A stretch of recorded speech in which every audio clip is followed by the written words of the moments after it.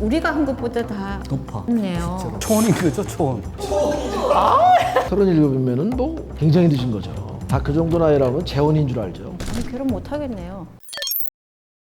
안녕하세요. 60이고요. 올해 딸 하나, 아들 하나 둔 조한나입니다. 네, 안녕하세요. 저도 갓 60이 지난 딸이 있고요. 밑으로 5살 터울 아들을 두고 있는 박상렬이라고 합니다. 안녕하세요. 저는 50대 딸 하나, 아들 하나를 두고 있는 김지혜입니다.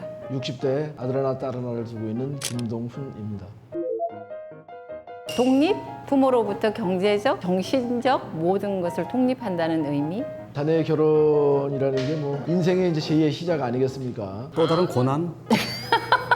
좀 안쓰러운 생각도 들어요. 좋긴 하지만. 네. 국가적으로도 결혼을 하는 게 인구 생산이 돼야 되고 자연의 섭리고 그래서 저는 결혼을 해야 된다고 생각을 합니다. 결혼을 좀 했으면 하는 그런 바람을 갖고 있어요. 근데 아들아이 같은 경우에는 비혼주의다 이렇게 얘기를 하고 있거든요.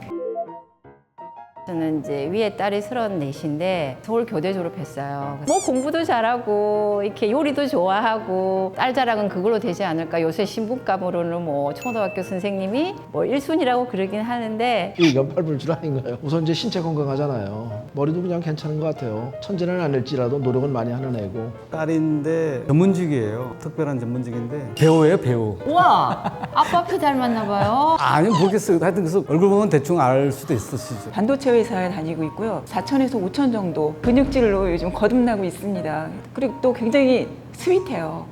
예, 너무너무 달콤하고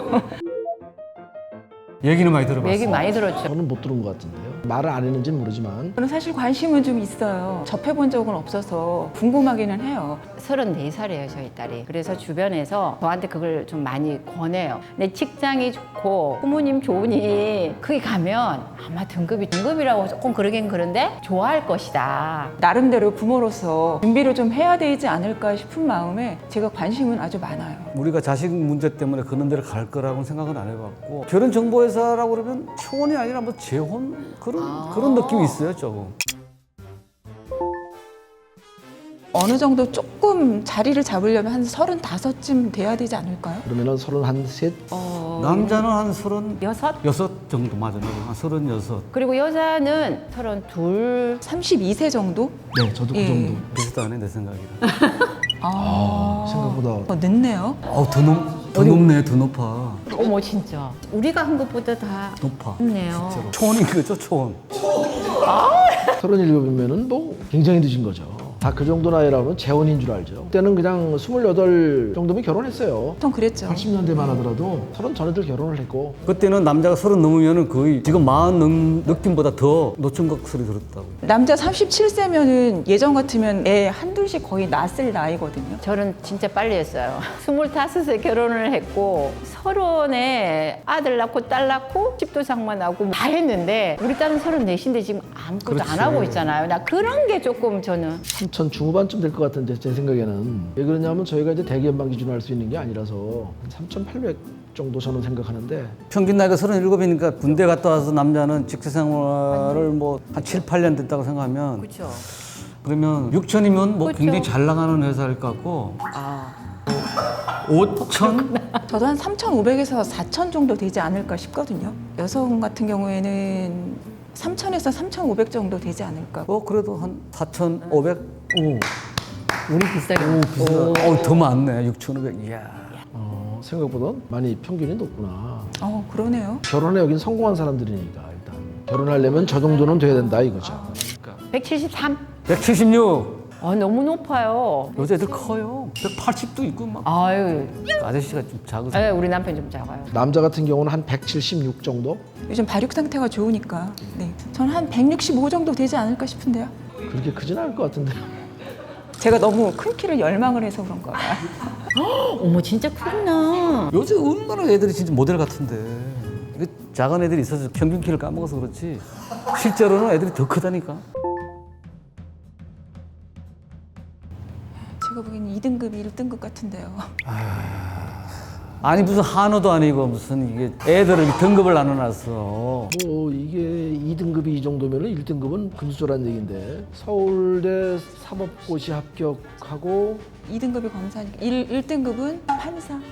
1등급은 보니까 그런 아버지를 둔 뭐 국회의원이나 뭐 판사거나 검사거나. 이거 뭐 IT 기업 같은 데 아닐까요? 네이버라든지 뭐 명문대 출신. 네. 아까 말한 세무사가 이 정도 들어가지 않을까? 그러니까 세무사, 회계사. 회계사, 세무사, 회계사. 안정된 맞아요. 연봉을 유지하는 그런 분들. 아 경찰대 맞아. 아니 경찰대 그 7등급밖에 안 돼요? 제가 생각하기에는 지금 여기 나온 7, 8등급은 저 상위에 더 랭킹 예, 순위 위로 올라가야 되지 않을까. 아니 결혼 못 하겠네요. 좋은 사람이 이렇게 그렇게 많지 않아요. 여기 인원이 많지가 않고요. 여기가 대다수의 국민들 대다수가 밑에 있어요. 여기. 맞아. 아니 그래서 부모들이 그냥 이렇게 쥐잡듯이 잡아서 서울대 보내려고 그러는 거 아니에요. 좋대.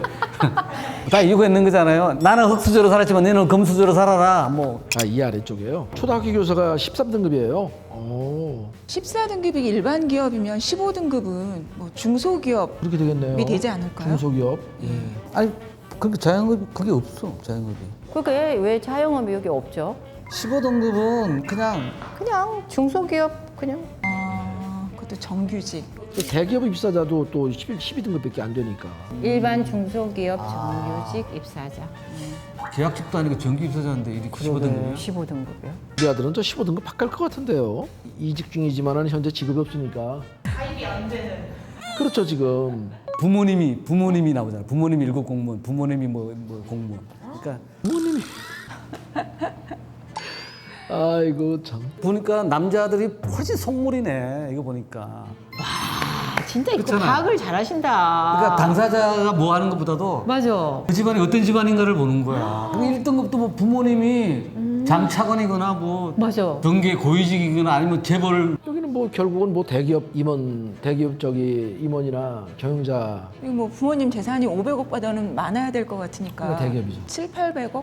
1억 정도 이상 1,000억 되지 정도? 않을까요? 부모님 재산이 500억인 기업가가 이게 2등급이면은 뭐. 1,000억이라는 어머. 남자들이 볼 때에는 뒷배경이 자기가 좀 약하면 처가 쪽에 어떤 좀 그 말하자면 찬스를 볼 수 후광 있으니까 같은 거요? 후광을 볼 수 예. 있으니까 고생하기 싫다는 거죠. 신분을 상승하고 싶다. 그럼 이거는 진짜 너무 집안 위주로 이렇게 네. 등급이 매겨져 있고.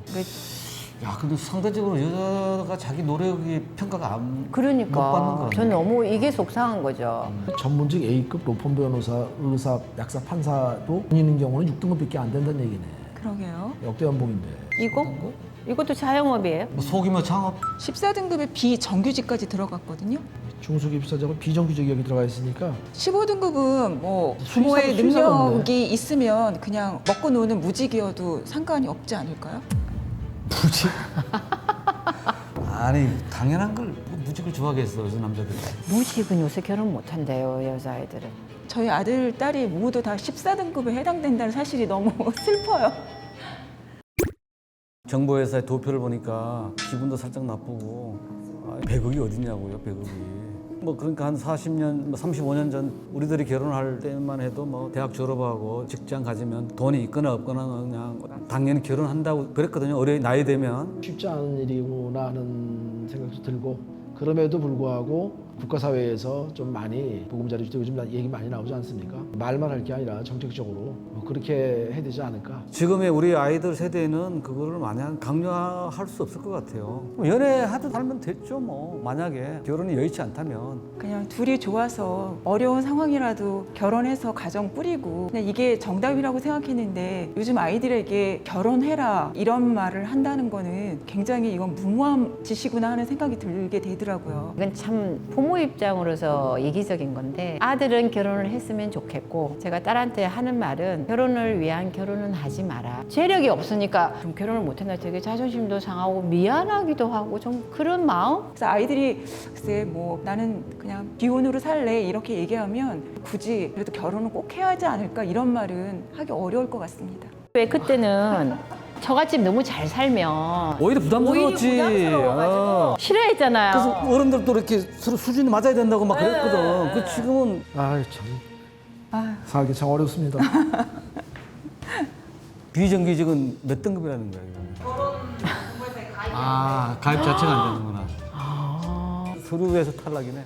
아 근데 연애 잘하면 돼요. 사실은 이런 거 가지 말고. 그치 잘생기거나 몸이 좋은 거지. 그렇지 성격 좋고 그러면 뭐 1등급이지. 그럼 1등급이에요.